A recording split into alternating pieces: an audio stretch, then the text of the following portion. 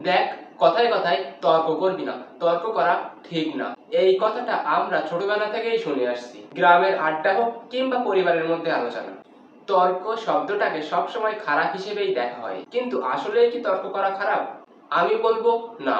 কারণ আমরা অনেকেই তর্ক আর ঝগড়াকে এক জিনিস বলে মনে করি, কিন্তু প্রকৃতপক্ষে এই দুটির ভিতরে বড় পার্থক্য রয়েছে। তর্ক হচ্ছে নিজের মত প্রকাশের জন্য যুক্তিপূর্ণ কথোপকথন, অর্থাৎ দুই বা তার বেশি মানুষ যখন কোনো বিষয় নিয়ে ভদ্রভাবে আলোচনা করে, নিজেদের মত প্রকাশ করে, একে অপরের কথা বোঝে, তখন সেটা তর্ক। আর এই তর্ক মানুষের চিন্তা শক্তি বাড়ায়, নতুন কিছু জানতে সাহায্য করে, আর সত্য খুঁজতেও সাহায্য করে। ধরুন, একজন বলল মোবাইল ব্যবহার করা খারাপ, আর একজন বলল মোবাইল পরিমিত ব্যবহার করলে উপকার হয়।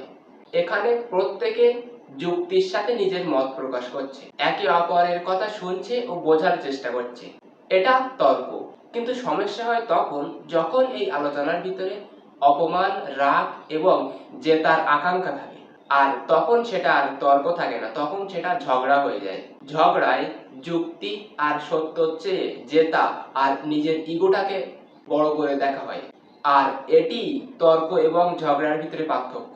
আমাদের সমাজে অনেক বড়রা ছোটদেরকে বলে তর্ক করিস না, কারণ তারা মনে করে তর্ক করা মানে অভদ্রতা করা। কিন্তু আসলে যদি কেউ নিজের মত প্রকাশ করে, ভদ্রভাবে কথা বলে, যুক্তি দেখায়, প্রশ্ন করে, সেটা কি খারাপ? বরং একজন সচেতন মানুষের পরিচয়। তাই মনে রাখতে হবে, তর্ক মানে ঝগড়া নয়।